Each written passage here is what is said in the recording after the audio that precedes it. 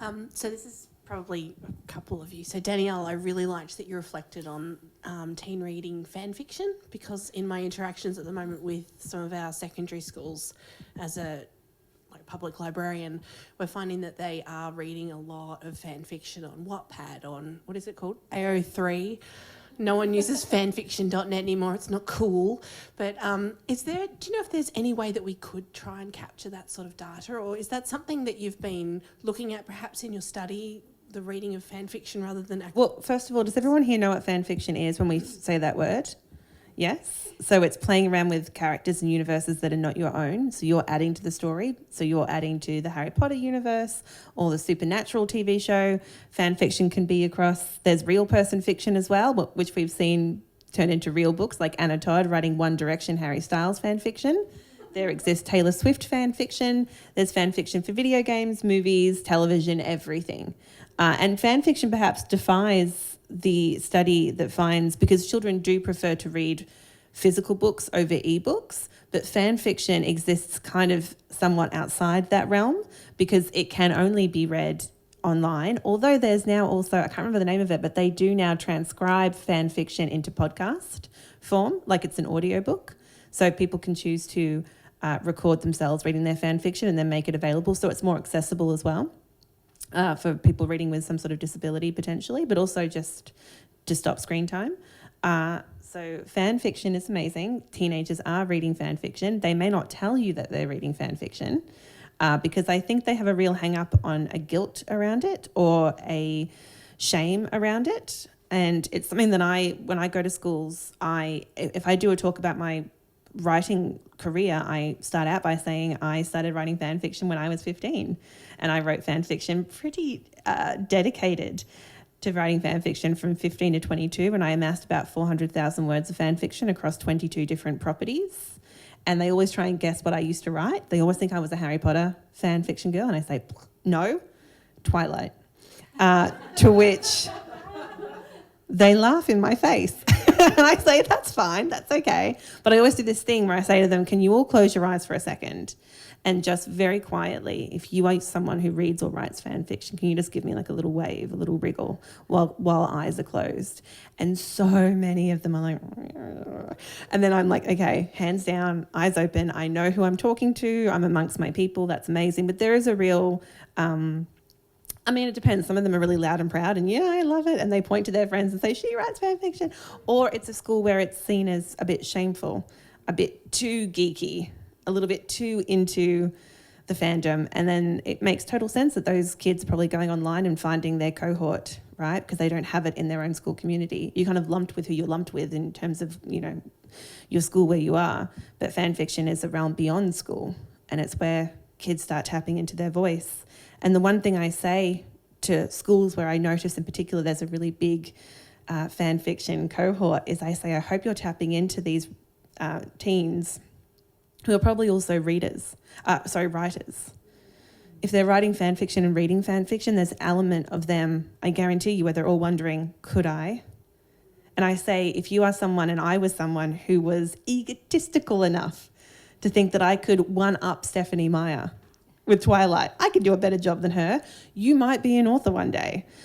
So I'll say to the teachers and the librarians, have you looked into like NaNoWriMo, National Novel Writing Month, which is an amazing non-profit organisation that happens in the month of November.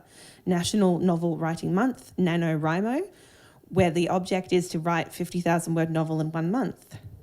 And there is a youth program around it now because they found so many kids are into it. They give a breakdown of how many words you could write a day to get to 50,000 words. But more for the youth program, they have a whole bunch of mentors who are published writers who've admitted, I wrote this book via NaNoWriMo. And you yourselves will probably be surprised by who's admitted that. The Water for Elephants Sarah Gruen novel was a NaNoWriMo title. Night Circus by Erin Morgenstern was a NaNoWriMo title. Marissa Meyer's Cinder series, the 4 books, NaNoWriMo. And she's someone who said, I started out writing Sailor Moon fan fiction. So it's really interesting how many, Jasmine Gilroy, The Wedding Date, Rainbow Rowell's Fangirl, she wrote in NaNoWriMo month. These were 2 authors who were already published, but they used NaNoWriMo to get their first draft down. And it's amazing how many of these authors will say, I wrote fan fiction first. So I had been accustomed to doing writing sprints of 50,000 words in a month. And NaNoWriMo does know that they have quite a young cohort now who are really interested in doing that. They're probably coming over from fan fiction realms, and it's totally okay if the thing that you want to write in NaNoWriMo month is a fan fiction piece. So they now have a NaNoWriMo youth program online as well, which is great. John Green has been a mentor of it, and there's still his YouTubes up with writing tips and tricks for teenagers. And yeah, so I would just say, if you know that you have a big cohort who are fan fiction readers, I would start harnessing them and saying, hey, how can we now conduit yourself into doing some of your own fiction writing? And then I would also kind of hold their hands and go over to Express Media, who put out the VoiceWorks magazine, which is a magazine for young people, and they accept poetry submissions, illustrations, fiction and narrative non-fiction works for their magazine. That's brought out 4 times a year, I believe, and there's always a theme that they ask young people to create to.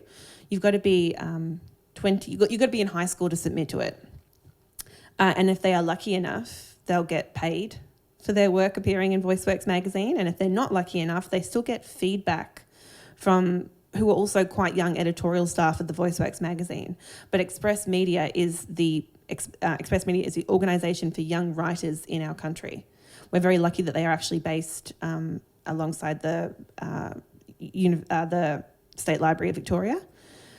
But, you know, if you have a young cohort who are fan fiction readers, you've probably got a young cohort who are maybe budding young writers and just need a little push to say, have you ever considered your own fiction one day? So that comes into it as well, I imagine. And I'll just add quickly, in terms of measurement, we do ask in the survey about fan fiction. I haven't looked at the numbers recently. What I would say is my impression is that it's very much a sort of niche category of passionate fans. By far the biggest response to the question, do you write fan fiction or use Wattpad, is like, I don't know what Wattpad is. But for the teenagers who are involved in that world, they're very much involved in that world and quite passionate. So when we're doing our final reporting, we'll be able to say, have some more stats around approximately how many teenagers participate in reading and writing fan fiction. Last time, the more teenagers read than write. The focus groups I've just listened to, it's more AO3 at the moment now. Wattpad's very much got, what's the phrase they use for it? There's the term they use for adult content. That's what Wattpad is more known for. AO3 apparently has better search functionality, and you can filter to look for exactly what you're interested in. So the teens that are really into fan fiction are very much into it. And like Danielle said, it is the sort of the form of online reading that is popular. Yeah, thank you, Danielle and Bronwyn. Any other questions?